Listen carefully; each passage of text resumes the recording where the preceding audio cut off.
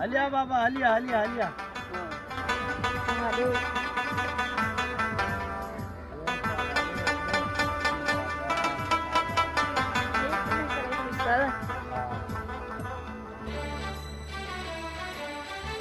बाबा असांखे बि नऊं नऊं शौक़ु थियो आहे। असां चयोसीं तव्हां सां गॾु माल चारे ॾिसूं, मज़ो अची वञे त वरी पंहिंजो माल वठूं। हे कहिड़ो नस्ल आहे? ये यारो नस्ल वास्ता ये वाली कुरो नस्ल। अच्छा जी जी। आओ साईं हे वाली डुंगो ना है वाली खार नस्ल। अरे बाबा हिन जी हुन हथ लिया विनी पवंदी। वञ इहा कहिड़ी शइ आहे? वाह साईं महिरबानी हे साईं ॾाढो मज़ो थी वियो। हे हाणे असां खीर वरितो आहे जेको असां हिन जी चांहि ठाहे पीअंदासीं। मज़ो अची वियो त पोइ तव्हां बि धारियो बा। साईं महिरबानी। नालो छा आहे तुंहिंजो? नालो इमरान आहे। इमरान ज़ात जा? जखराणी। वाह जखराणी वाह बलोच वाह बलोच। साईं ही जेके आहिनि जखराणी बलोच जेके असांजे बलूचिस्तान इलाइक़े जा असुलनि रिहाइशी आहिनि, पर हिननि जी फ़हरिस्त वॾी आहे, तमामु वॾी फ़हरिस्त आहे। बलोच क़ौम सूरी क़ौम आहे ऐं दिलेर क़ौम आहे, जंहिंमें असांजे पाकिस्तान खे आज़ादु कराइण में बि हिन बलोच क़ौम जो तो दोस्तों सभिनी खे अर्ज़ु आहे त सभई पाकिस्तान सां प्यारु कयो।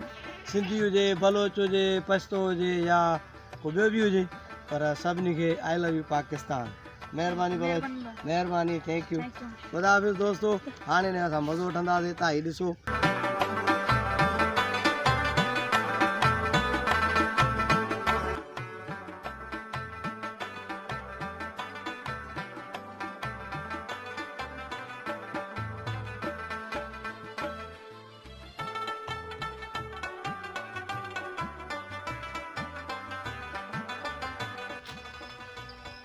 अस्सलाम वालेकुम दोस्तों, 14 आज़ादी मुबारक।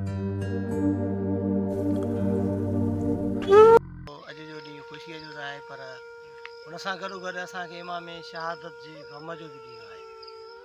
मुस्लमाननि लाइ मजबूरी इहा ई आहे त अॼु 14 अगस्त जो ॾींहुं ख़ुशी सां नथो मल्हायो वञे, पर अॼु असांजी ख़ुशी इहा ई आहे। तव्हांखे ॾिसो त असां अॼु जेको आहे त बलोचनि खां खीर वरितो आहे। हिननि ॾींहंनि में खीर पीअण त तमामु असांजे लाइ गुनाह आहे, पर चांहि ठाहे पीअंदुसि।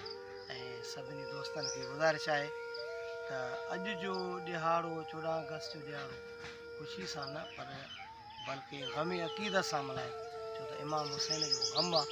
असां मुस्लमाननि जे लाइ तमामु ख़ुशि आहे, पर असांखे ख़ुशी इहा बि आहे त मुस्लमान शहादत वठी करे पंहिंजो ईमान मज़बूत करे ऐं सचो मुस्लमान थी साबित कयो आहे।